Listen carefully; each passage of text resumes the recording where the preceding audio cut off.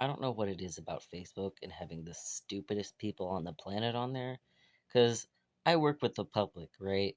And I know for a fact that there's no way that many of those people are that stupid. So I don't know where they're coming from. Maybe they just spend an inordinate amount of time on Facebook. Maybe they just don't go outside. But I noticed that Facebook changed their algorithm lately to add more just random shit on your timeline to grab your attention. Everyone's trying to be like TikTok these days. And I keep getting the stupidest shit I've ever seen in my life on my timeline. And it's infuriating. Now I'm just going through being like, I'm not interested in this, I'm not interested in this, blah, blah, blah, blah. At some point, Facebook's probably going to be like, well, what do you want? I don't know, not this. One thing that I hate about the posts that really blow up on Facebook is I'm not sure what you would call it. It's like, it's not trauma porn. People kind of know what trauma porn is, but it's like sadness porn, not literal porn, but that's just something, what's the word? Kind of exploitative or exhibitionist in a certain sort of emotional capacity. Like, I'll see a post with like 700,000 likes of something really tragic happening, like a dog crying about its owner being hurt and things like that. And it just feels wrong. Like, that's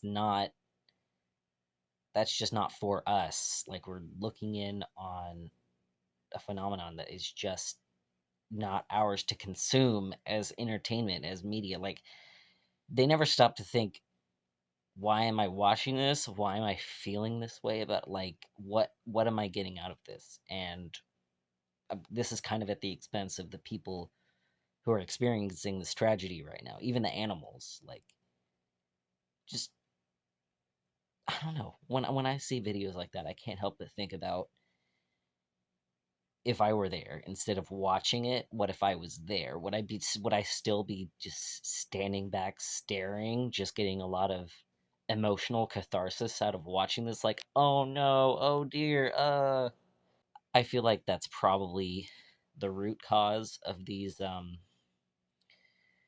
fake channels that just come up with fake scenarios, like, you know what I'm talking about. The people who set up animals in tragic situations and then rescue them as if they weren't the ones to do it, and just animal abuse and exploitation. In a certain way, both of those are exploitation, right? Like, it's just not our moment. It's not our moment to consume. Related to my last point, I really think that it's not so much anonymity that makes the internet a toxic place sometimes, because nowadays, especially, it's quite common for people to have like accumulated an altogether like presence or reputation that they want to uphold, even if it may or may not be connected with their real life identity and moniker, things like that. So as long as you have a consistent identity online, you don't want to have a bad reputation connected with that, right? So you don't want to have bad actions or like bullying or harassment or spamming connected to you.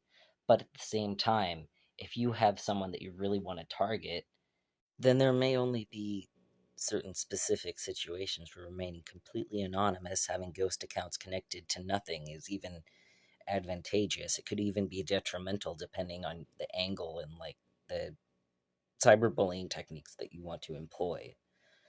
So I think that it's more an issue of separation.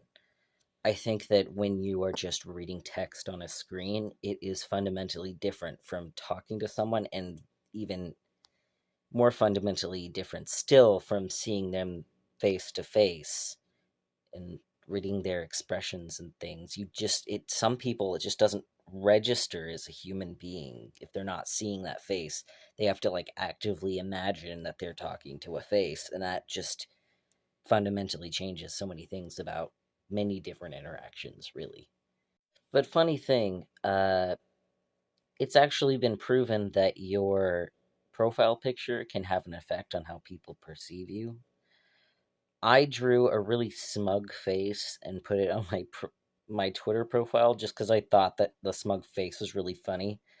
I am not smug at all, but I noticed that when I change it to a smug face, people get more irritated and they give me less, benefit of the doubt.